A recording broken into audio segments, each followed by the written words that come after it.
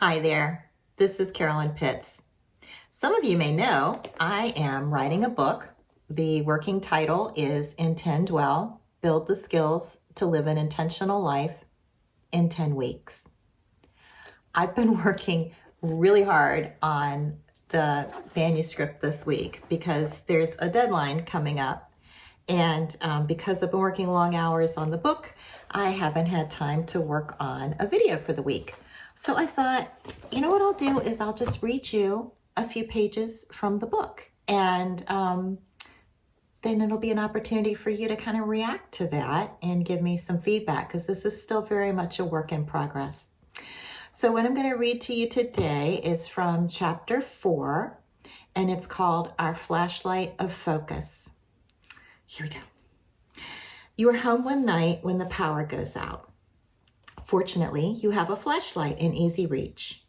As you move through your home, your attention is drawn to whatever objects appear in the beam of light.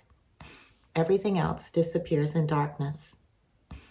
Our minds are like the flashlight beam, focusing on one thing and then another. Right now, your attention is on this page. In a moment, it could swing towards the rumble of an airplane overhead or a tickling sensation on the tip of your nose, then back to the page. As mentioned in an earlier chapter, quantum physics teaches us that everything is energy. That includes our attention. Whatever is illuminated in the beam of our flashlight of focus receives some of our energy. Consider how children, pets, and other people respond when we direct our attention towards them. Recall how it feels when someone pays attention to you. The quality of our attention matters. Energy vibrates at a frequency that is measured in hertz. How does it feel when your pet gazes at you with unconditional love? Love is a high vibe emotion. How does it feel when your boss is angry with you because of a mistake you made at work?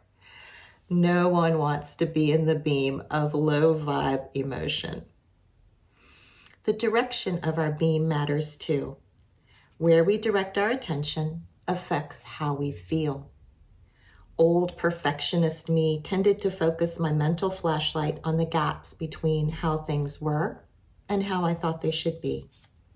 As I shifted my focus, I noticed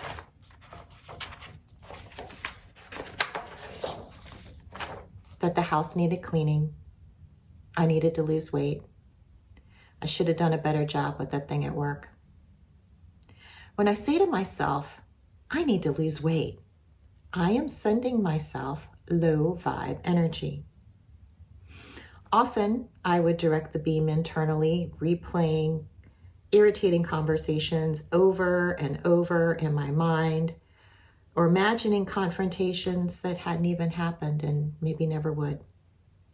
Because I kept my attention zeroed in on the gaps, I felt anxious and annoyed most of the time. As you move through the rest of your day, notice, without judgment, where your flashlight is pointed and how it makes you feel. How illuminating it was when I realized that I was holding the flashlight.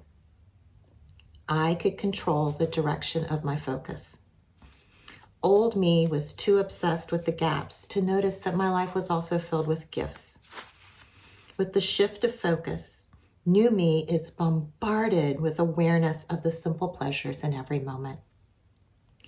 The aroma of a steaming cup of coffee, the softness of a cozy sweater, the pleasing sensations of a full belly, a text from a friend, the warm sun on my skin. As soon as my awareness settles on a gap, I redirect my beam toward a gift. Perhaps the most often repeated self-help advice is to cultivate an attitude of gratitude. But what does that even mean? I used to think it meant expressing thanks for the big stuff. I am grateful for my health. I am grateful for my family. I am grateful for yada, yada, yada. That addresses the gratitude part, but what about the attitude? Creating a mental list of our blessings takes a few minutes at most. Our attitude emerges from how we think and feel most of the time. When we direct our flashlight of focus, shapes our attitude. Everything that we touch in our daily lives is not available to someone. Safe drinking water, indoor plumbing, nourishing food, self-help books. The list is endless. Now, when I open my eyes in the morning, I take a moment to shine my focus around my room, starting with my bed. I consider all the refugees fleeing violence and the unhoused sleeping in tents. So I really mean it when I think, thank you for this comfortable bed. I am happy to be in a place where I feel safe and secure. I send love to the roof over my head and the system that keeps my bedroom cool in the summer and warm in the winter. My fondness for indoor plumbing is deep and abiding regardless of the season. How lucky we are.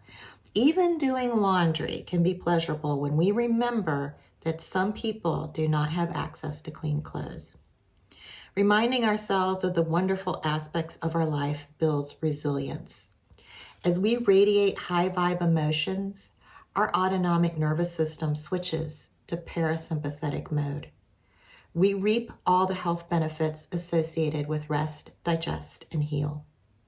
Just as plants need sunlight to grow, our flashlight of focus nourishes our life experience. Direct the beam towards your gifts and watch them expand and multiply. Ignore the gaps, and they will wither in the darkness. Take a moment now to look around at your surroundings. Right now, in this moment, what lights your gratitude fire? Okay, so a little bit from chapter 4. Thank you so much for listening. And if you have feedback on that, I would really appreciate it. Like I said, this is a work in progress. Thank you so much. Have a beautiful week. And remember, the best things in life are intentional. So intend well. Maxie, what you doing?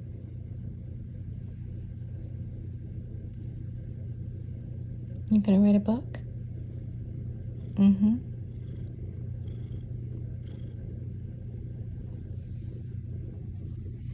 What's your book about?